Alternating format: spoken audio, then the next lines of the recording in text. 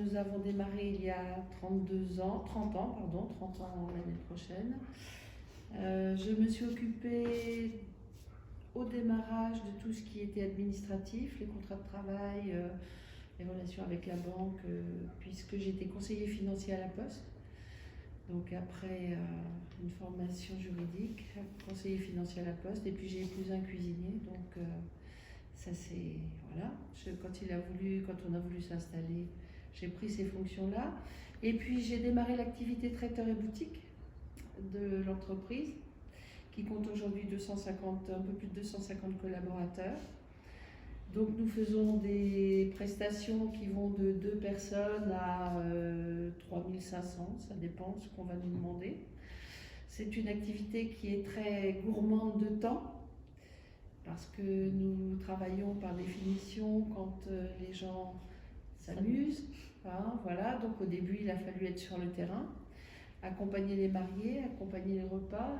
Quand on fait 10 000 couverts en une semaine à Dijon, il faut y aller, il faut y être.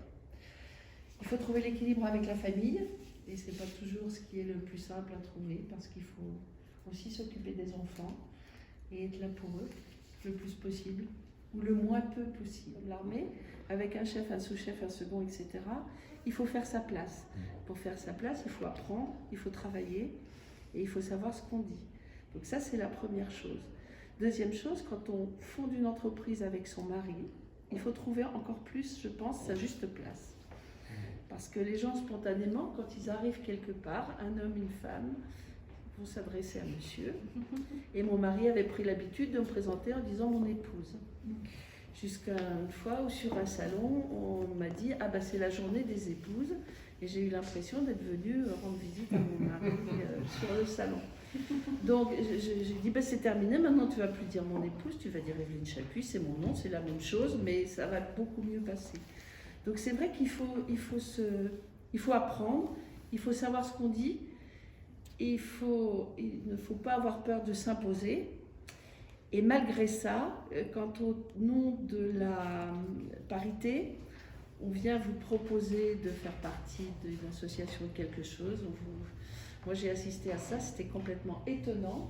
C'est que la personne s'est excusée auprès de mon mari alors qu'il n'avait pas du tout les compétences pour faire ce qu'on venait chercher, peut-être chez moi, et de lui dire on vient voir votre épouse parce qu'il faut la parité. Mais il n'avait pas la compétence et moi je l'avais.